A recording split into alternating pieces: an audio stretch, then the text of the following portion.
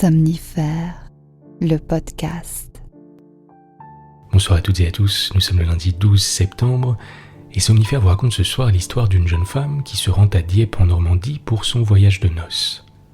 Or, un événement survenu avant son départ la tracasse et l'empêche de profiter pleinement de ce voyage. C'est une histoire amusante de Maupassant intitulée « Enragée ». Et juste avant cela, une séance de relaxation sous la forme d'une courte méditation pour refermer ce lundi en douceur.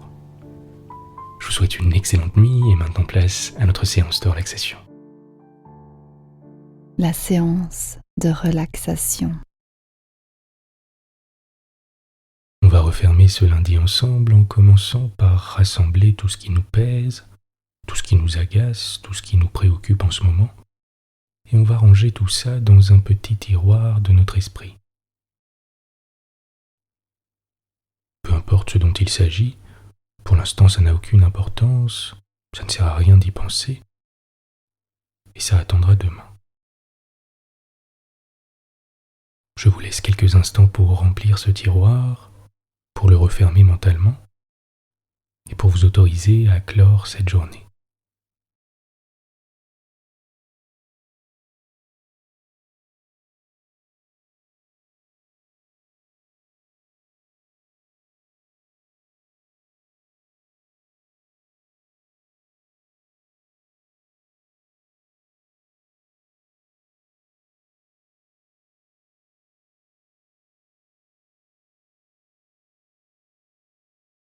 Dans un premier temps, prenez une lente et profonde inspiration par le nez.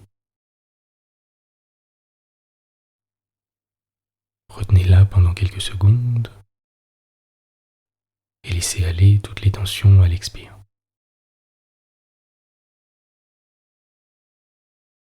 Une seconde fois, une profonde inspiration par le nez. On retient quelques secondes et on laisse aller toutes les tensions à l'expire.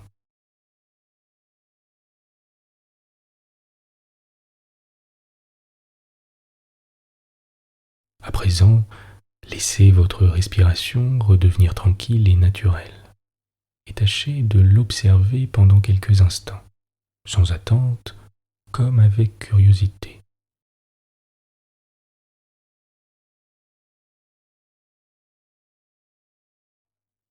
Vous pouvez placer une main sur votre ventre et l'autre sur votre poitrine si votre position le permet.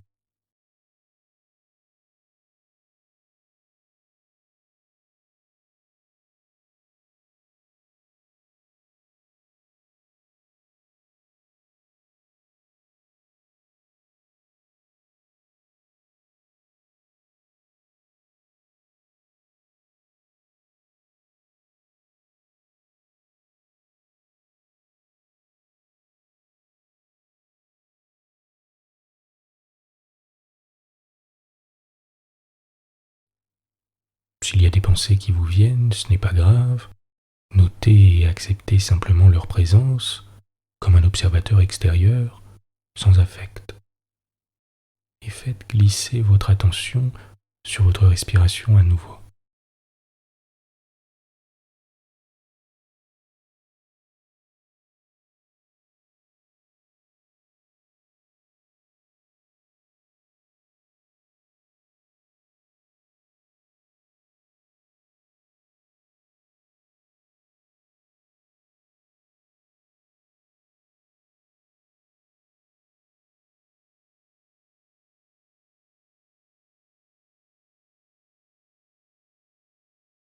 Laissez-vous tranquillement bercer par les mouvements de votre respiration.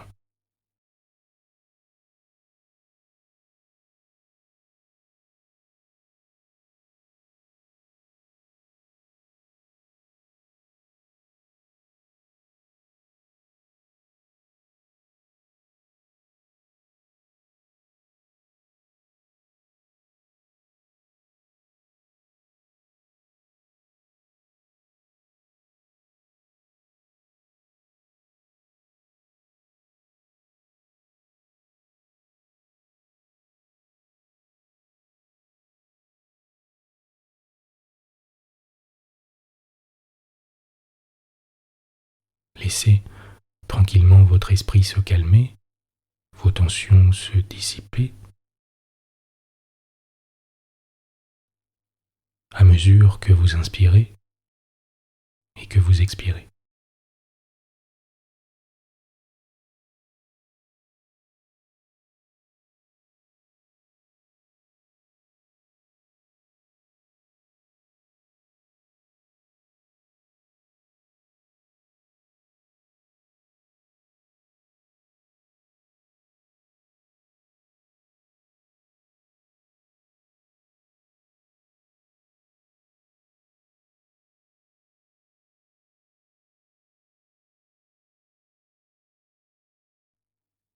Notez la température de l'air à l'inspire et à l'expire.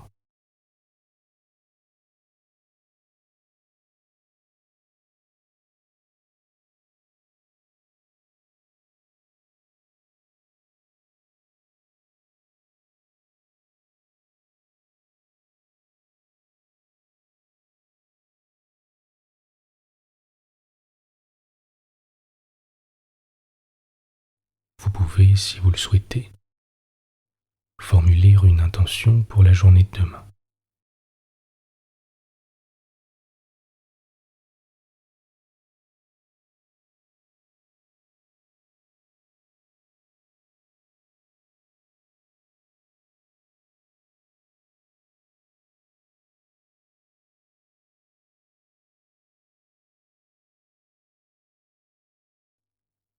Vous êtes calme et détendu.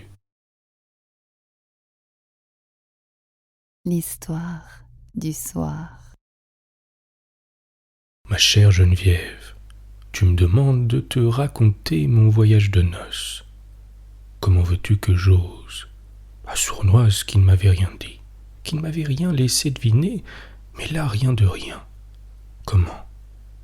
Tu es mariée depuis 18 mois, oui depuis 18 mois, toi qui te dis ma meilleure amie, toi qui ne me cachais rien autrefois, et tu n'as pas eu la charité de me prévenir.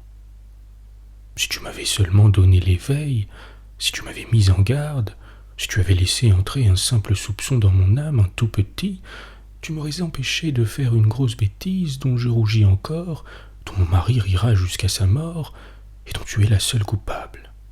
Je me suis rendu affreusement ridicule à tout jamais. J'ai commis une de ces erreurs dont le souvenir ne s'efface pas, par ta faute, méchante. Oh, si j'avais su. Tiens, je prends du courage en écrivant et je me décide à tout dire. Mais promets-moi de ne pas trop rire. Ne t'attends pas à une comédie, c'est un drame. Tu te rappelles mon mariage. Je devais partir le soir même pour mon voyage de noces. Certes, je ne ressemblais guère à la Paulette dont Gyp nous a si drôlement conté l'histoire dans un spirituel roman autour du mariage. Et si ma mère m'avait dit, comme Madame d'Autretemps à sa fille, « Ton mari te prendra dans ses bras », je n'aurais certes pas répondu comme Paulette en éclatant de rire, « Ne va pas plus loin, maman, je sais tout ça aussi bien que toi. » Moi, je ne savais rien du tout. Et maman, ma pauvre maman que tout effraie, n'a pas osé effleurer ce sujet délicat.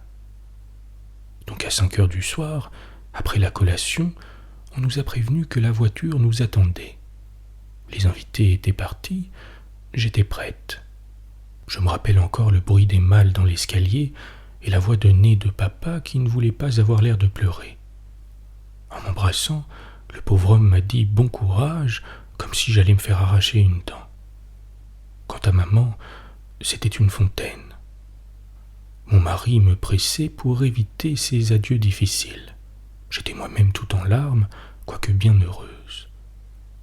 Cela ne s'explique guère, et pourtant c'est vrai. Tout à coup, je sentis quelque chose qui tirait ma robe. C'était Bijou, tout à fait oublié depuis le matin. La pauvre bête me disait adieu à sa manière. Cela me donna comme un petit coup dans le cœur et un grand désir d'embrasser mon chien. Je le saisis, tu sais qu'il est gros comme le poing, et me mis à le dévorer de baisers. Moi, j'adore caresser les bêtes. Cela me fait un plaisir doux, ça me donne des sortes de frissons, c'est délicieux. Quant à lui, il était comme fou.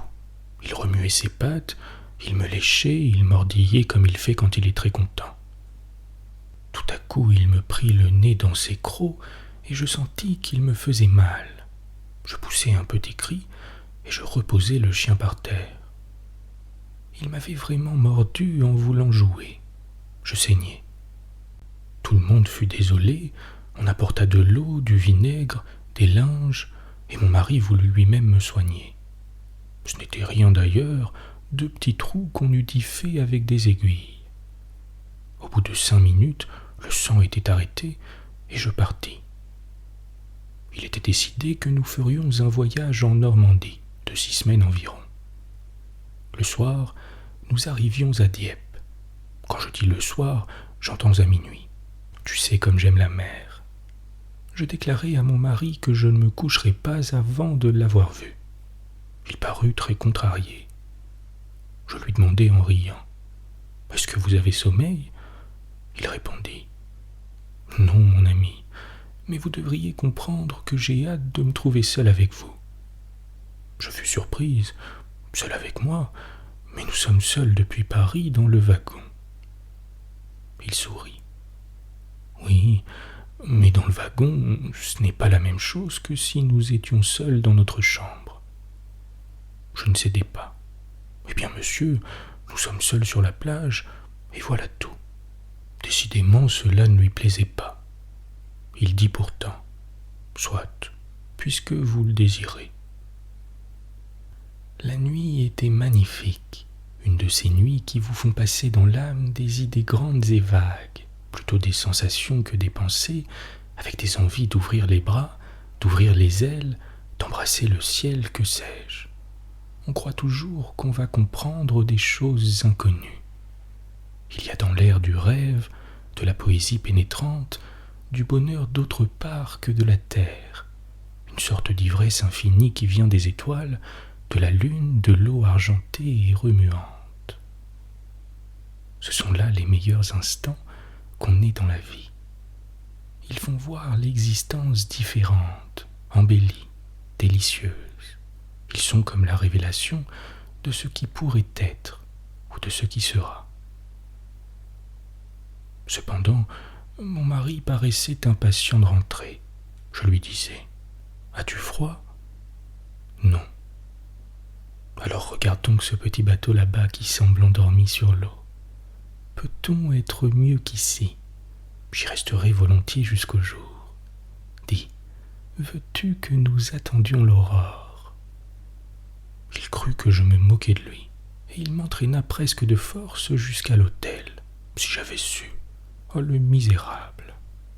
Quand nous fûmes seuls, je me sentis honteuse, gênée, sans savoir pourquoi, je te le jure. Enfin, je le fis passer dans le cabinet de toilette et je me couchai. Oh ma chère, comment dire ça? Enfin voici.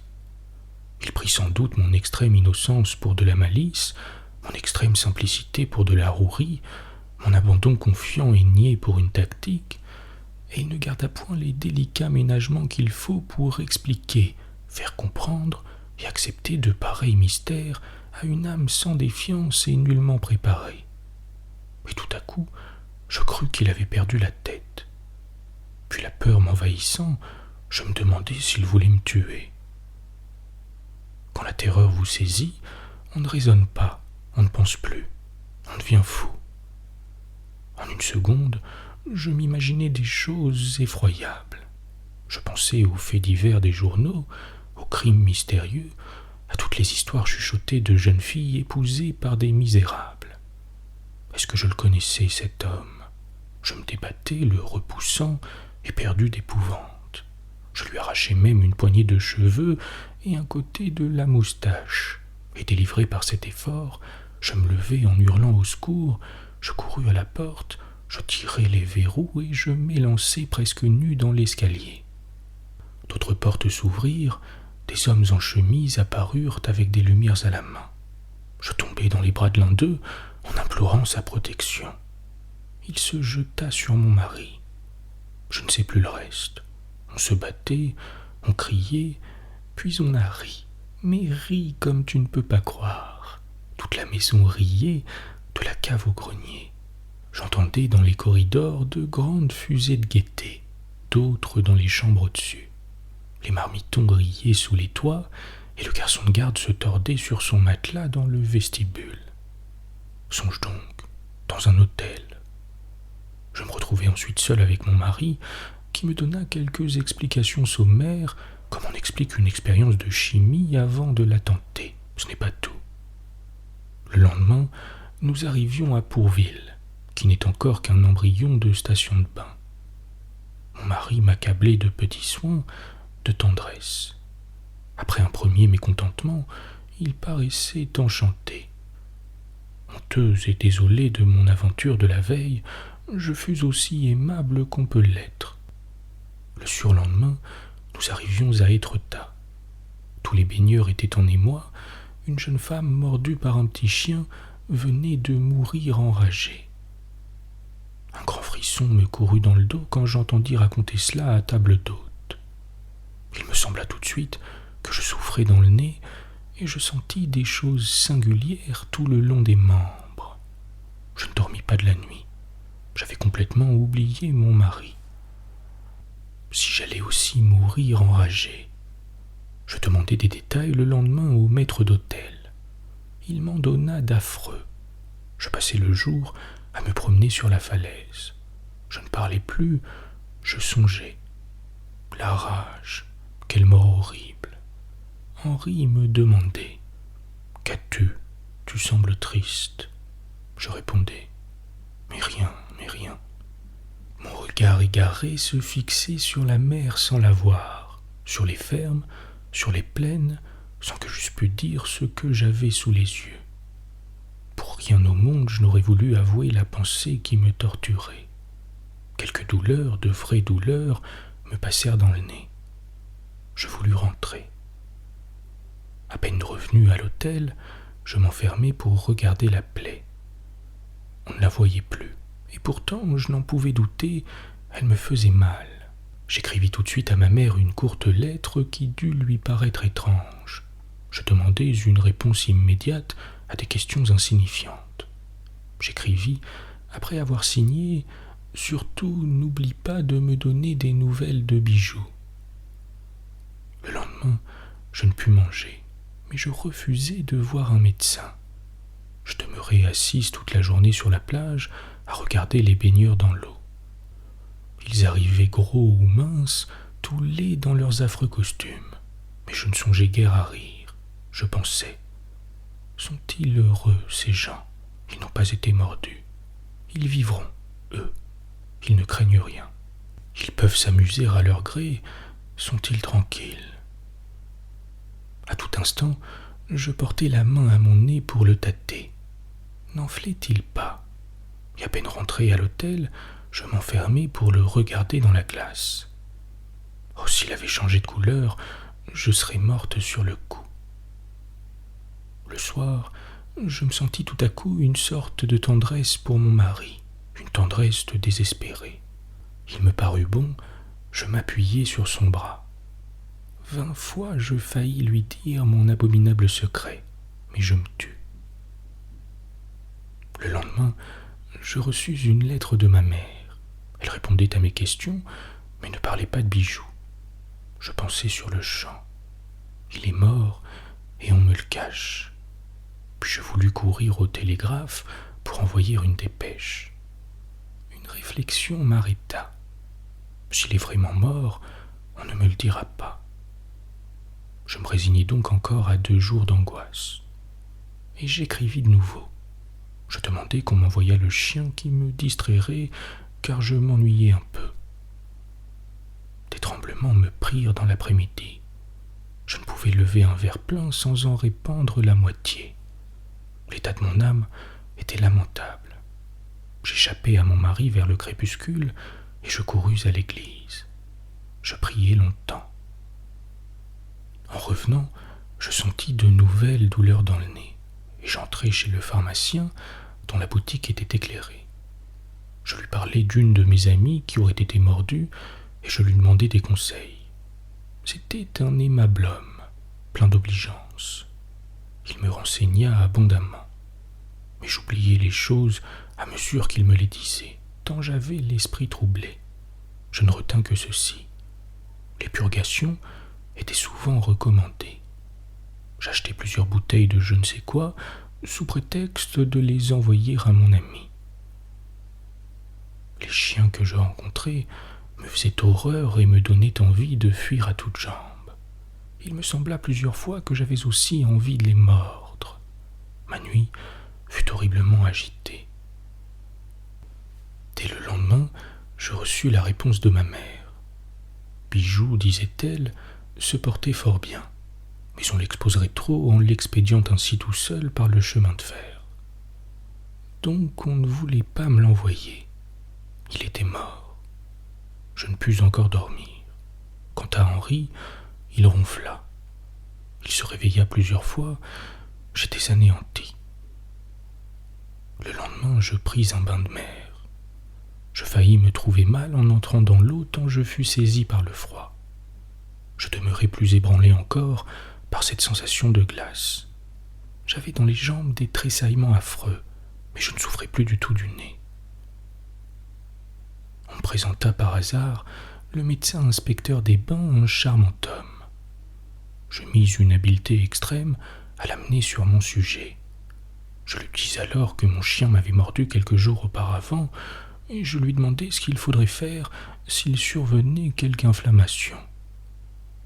Il se mit à rire et répondit : « Dans votre situation, je ne verrai qu'un moyen, madame, ce serait de vous faire un nouveau-né. » Je n'étais pas plus avancé ni mieux renseigné en le quittant.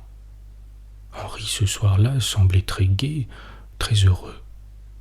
Nous vînmes le soir au casino, mais il n'attendit pas la fin du spectacle pour me proposer de rentrer. Rien n'avait plus d'intérêt pour moi, je le suivis. Mais je ne pouvais pas tenir au lit, tous mes nerfs étaient ébranlés et vibrants. Lui non plus ne dormait pas. Mais tout à coup, une crise subite, extraordinaire, foudroyante me saisit. Je poussai un cri effroyable, et repoussant mon mari qui s'attachait à moi, je m'élançai dans la chambre et j'allais m'abattre sur la face contre la porte. C'était la rage, l'horrible rage. J'étais perdu. Henri me releva, effaré, voulut savoir. Mais je me tus. J'étais résigné maintenant. J'attendais la mort. Je savais qu'après quelques heures de répit, une autre crise me saisirait, puis une autre jusqu'à la dernière qui serait mortelle. Je me laissai reporter dans le lit. À 11 heures, une voix aimée me réveilla. C'était maman que mes lettres avaient effrayée et qui accourait pour me voir. Elle tenait à la main un grand panier d'où sortirent soudain des aboiements. Je le saisis éperdu, folle d'espoir. Je l'ouvris et Bijou sauta sur le lit, m'embrassant, gambadant, se roulant sur mon oreiller, pris d'une frénésie de joie. « Eh bien, ma chérie, tu me croiras si tu veux, je n'ai encore compris que le lendemain. Oh, l'imagination, comme ça travaille. Et penser que j'ai cru, dis, n'est-ce pas trop bête? Je n'ai jamais avoué à personne, tu le comprendras, n'est-ce pas, les tortures de ces 4 jours. Songe, si mon mari l'avait su. Il se moque déjà assez de moi pour mon aventure de Pourville. Du reste, je ne me fâche pas trop de ces plaisanteries. J'y suis faite. On s'accoutume à tout dans la vie. Bonne nuit. Bonne nuit.